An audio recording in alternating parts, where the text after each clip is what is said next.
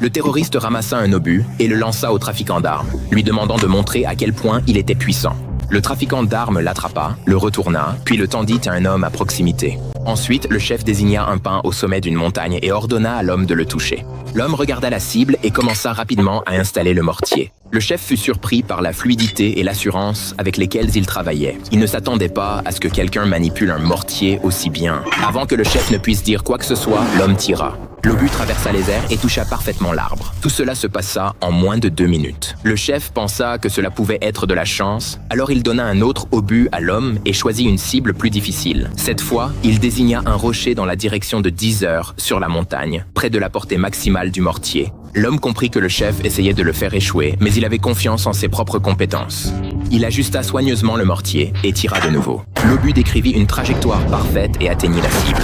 Le chef était stupéfait. Il ne s'attendait pas à ce que l'homme soit aussi compétent. Le trafiquant d'armes expliqua que l'homme avait été le meilleur opérateur de mortier de l'unité d'artillerie.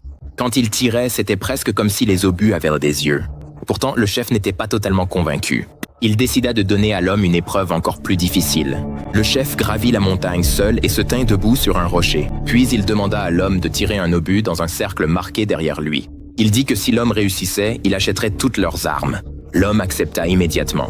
Un marché d'une telle ampleur lui vaudrait une énorme commission, mais les hommes du chef devinrent nerveux. La cible était si proche qu'une seule erreur pourrait tuer leur chef. Ils braquèrent rapidement leurs armes sur l'homme pour l'arrêter, mais il les ignora et continua d'ajuster le mortier. Avant que quiconque puisse l'arrêter, il tira. L'obus atterrit exactement à l'endroit où se tenait le chef et une épaisse fumée recouvrit la zone. Lorsque la fumée se dissipa, le chef était toujours vivant et indemne.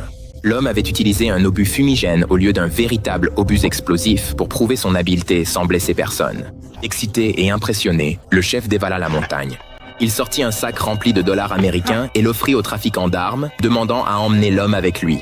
Le trafiquant d'armes refusa, alors le chef ajouta un autre sac d'argent, mais le trafiquant refusa toujours d'accepter. Le chef se mit en colère et le prévint que s'il ne lui remettait pas l'homme, il n'aurait rien du tout. Ces hommes braquèrent leurs armes sur le trafiquant d'armes. Comprenant que le chef était sérieux, le trafiquant d'armes finit par céder. Il prit l'argent et remit l'homme.